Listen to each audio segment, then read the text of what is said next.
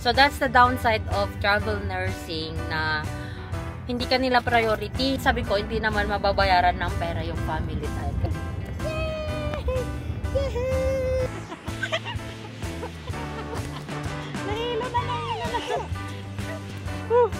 Yeah! Good job!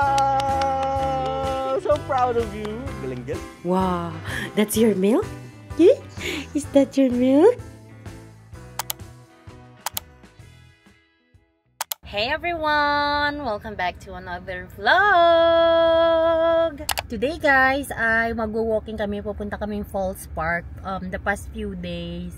No, the other day, ay lumabas kami ni Mishi. Nag-walking din kami dyan. Ito lang sa neighborhood. Dito sa Starbucks, sa Anytime Fitness.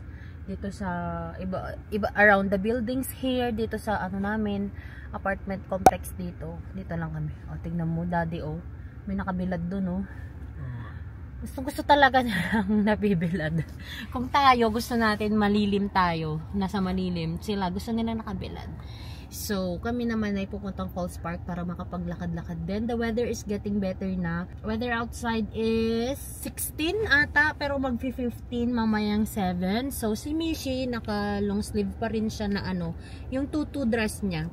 So, yun lang. Naka-skirt lang siya, tapos sneakers. Pero ako, naka-tank top ako, and then, ito lang, para pag lumamig. At least, hindi naman ako yung lamig na lamig. Pero, naka-leggings pa din ako. So, supposed to be ay may work ngayon si daddy. Actually, ang aga nga namin na nakapag-dinner kasi Sucity dapat yung work niya ngayon. 4 PM kami kumakain.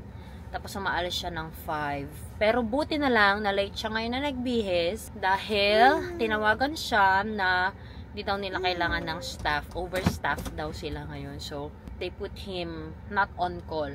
Pero, hindi na siya pinapasok.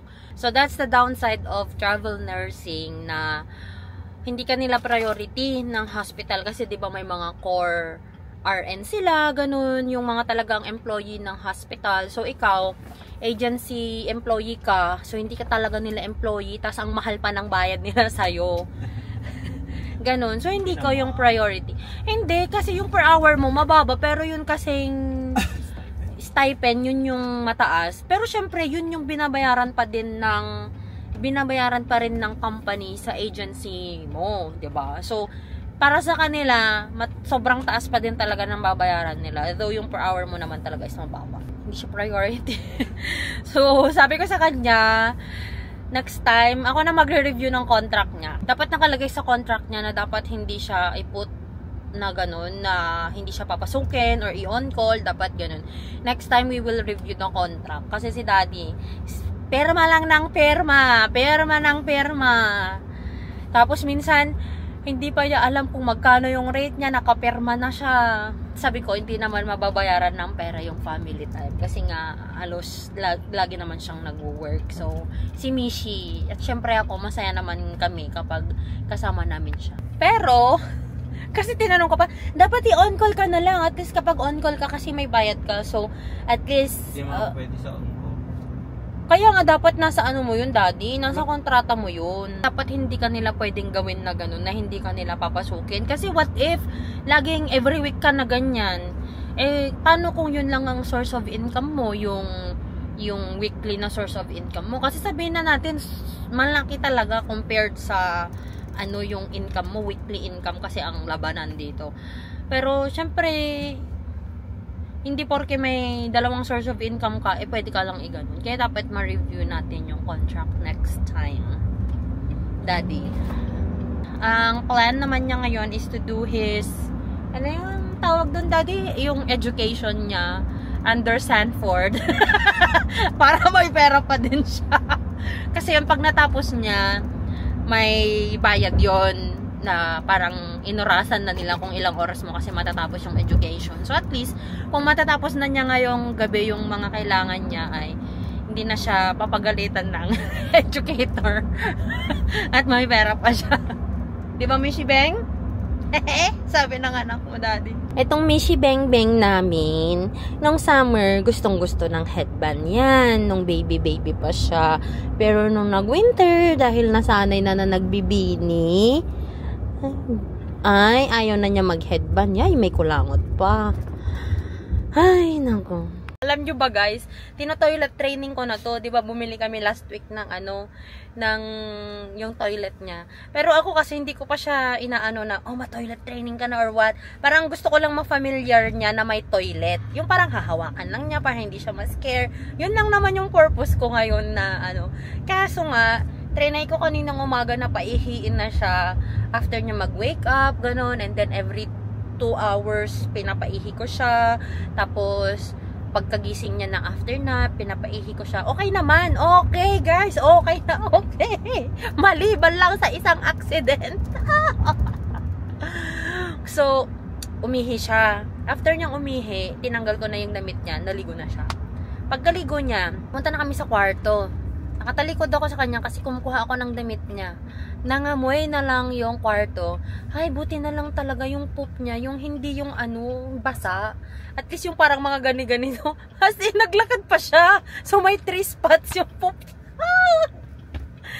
Ay, nakakagigil. Pero sige na nga, part of the training. Hindi ko pa kasi na-try na ipapoop siya sa kanyang toilet. Pero yung ihi niya, parang hindi ako nahirapan kanina. Kasi, magkaharap yung toilet ko, tsaka yung toilet seat ko, tsaka yung sa kanya. So, nung umihi ako, nakaharap siya sa akin, nakaupo siya doon. So, alam niya na kailangan ng umihi. Tapos, narinig pa niya kasi yung tulo ng ihi ko sa water. So, umihi na rin siya. So, success. So, now, every time that she sits on that, alam na niya na kailangan na niyang umihi. Pero, medyo matagal-tagal pa to kasi hindi pa naman niya nasasabi na ganun, or Kaya, madami pa kaming pagdadaanan. Kailangan masabi na niya, kaya na rin niyang ibaba, which is very young pa naman kasi siya for those milestone ata. So, kailangan masabi niya, maibaba niya ng sarili niya para masabi natin na successful na talaga yung toilet training niya.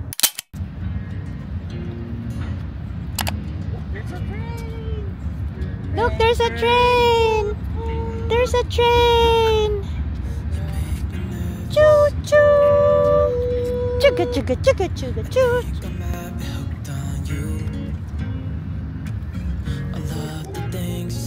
Said to me, it seems like you like me too.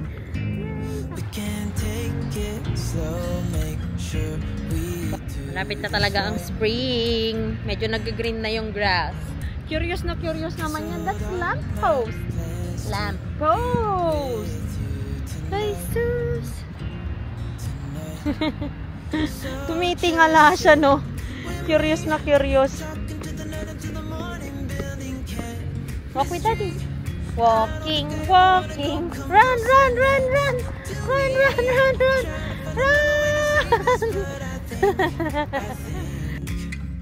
We were meant to be.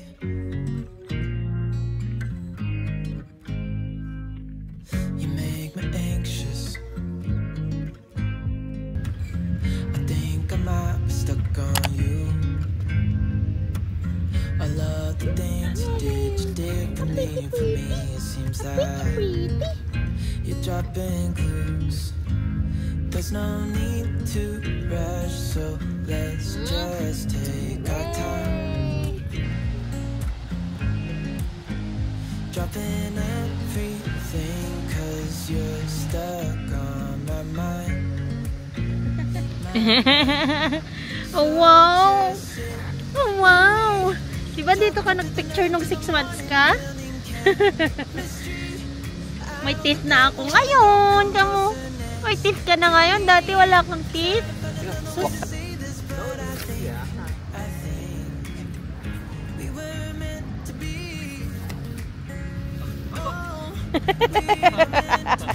Ang daming arts.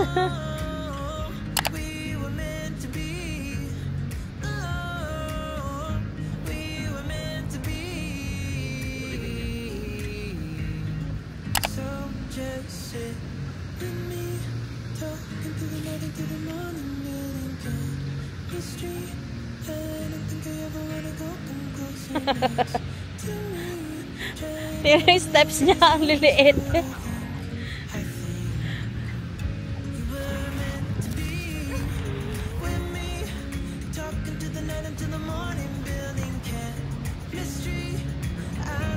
Run! Tawa siya, oh. Run, run, run, go. Go to daddy. Go. Chase. Oh, careful.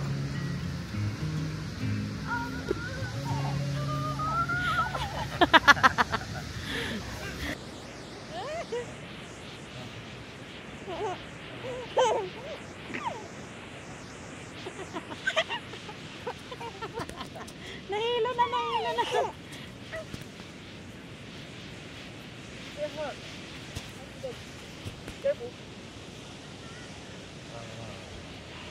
Ay!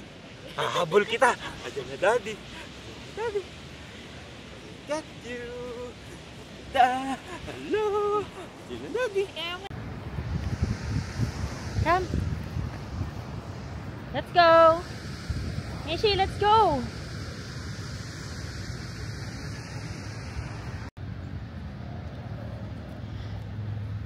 Naalala ko na naman yung isang napanood ko na parang short lang siya na video. Sabi, mga Filipinos daw ay tayo daw yung pinakamakalakas na gumamit ng social media. Sabi, doon daw sa research. Tapos sabi nung gumawa ng video, paano naman kasing hindi tayo yung nangunguna sa paggamit ng social media? Kasi nga, wala naman tayong ibang pwedeng gawin. Like yung mga kabataan ngayon. Kasi nga, they are not into reading books na rin naman yung a lot of the kids right now, diba? Tapos wala ka namang magagawa na like park, kagaya daw dito sa US, ang daming mga parks. Yes, especially in New York. Ano yung sabi nila sa New York, Daddy? Dapat every neighborhood ay meron silang park. So, yun. Dito din naman, madami din park dito sa Sioux Falls. I think this is 10 minutes drive away from us. Ito. Hindi lang naman ito. Tapos hindi lang din naman ito. Kung napanood nyo na yung mga previous vlogs namin, may pinuntahan na rin kaming 2 parks.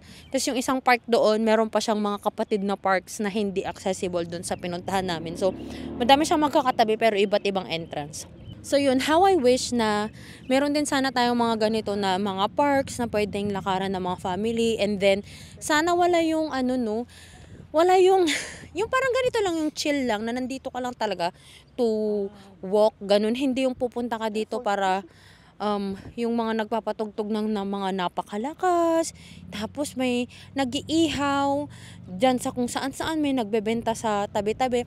Sana kung may park, meron yung isang part lang na bentahan lang ng food, ganun. Hindi yung dito, meron, tapos nagkakalat na ang dami ng mga basura. Tapos, sana din lahat, disiplinado din sa mga basura, kasi parang dun sa mga beach dun sa atin, grabe talaga guys, nung umuwi kami sa Pilipinas. Ay, ang ganda ng mga beach natin, kaso madami yung hindi na naalagaan kasi fault din natin. Ang daming basura dun nga sa amin sa Ilocos, yung part namin dun, as in by the beach, sobrang daming basura. Kikita mo dun mga pinagmeryandahan nila, na afford nyong bumili ng Jollibee, ng Mang Inasal, pero wala kayong manners para magtapon ng basura. Parang yun yung gusto kong kung may makita ko lang yung mga nag-iiwan ng basura doon, grabe talaga, kawawa yung nature natin. But anyway, how I wish na the future generation will learn, pero they will only learn from us if we will show them an example on how to take care of the nature din naman. So yun, yung walking natin napunta na sa pagiging green. Guys, ang daming namatay na mga isda. Yung winter nandyan na sila na frozen. Yang mga yan, nakikita nyo ba yung mga yan? Puti na yung mga yan, tapos mga puti rin na yung mga yan. Yung mga yan na mga tinuro ko, sila yung mga isdang patay. Parang mga tilapia, Daddy, oh. Bangus, hindi. Parang mga tilapia. Hindi kinaya yung lamig. Kaya pala, umiwas daw, don't go near the foam. Kasi syempre yung mga niyan, pwede nang maging lason yung mga yan. Sige, takbo. Takbo ng takbo, Mishi.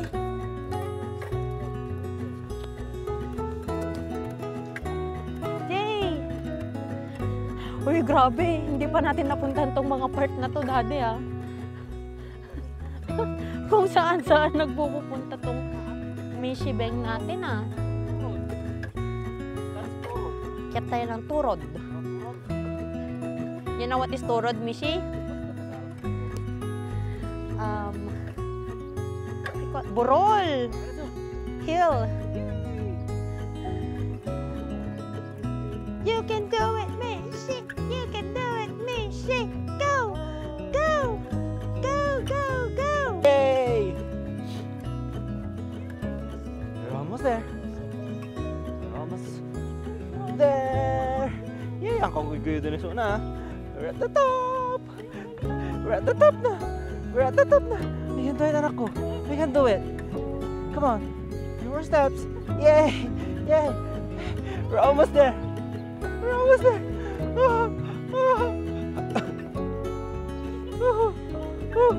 Yay! Good job! So proud of you. Galing-galing. Nabanog. Nagkatabi kita mo si elevation na. Ba?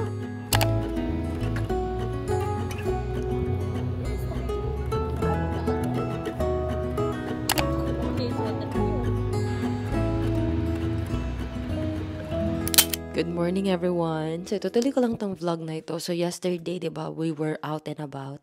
So, today naman is officially the day of Mac. So, actually, it's already 9:49 a.m. and I've already done some stuff dito sa kitchen. So, ongoing na nagmamarinate ako ng beef tapa. I make our own beef tapa. Yung beef tapa lang na super simple, yung parang recipe lang ni Nanang.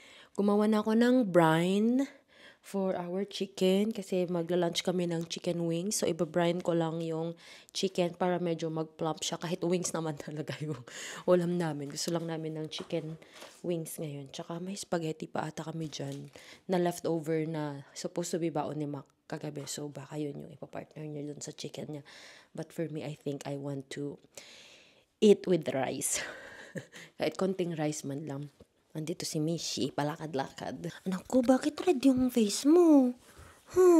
What did you do? Hala. Ayaw magtanggal ng binti. Red dito mo, oh.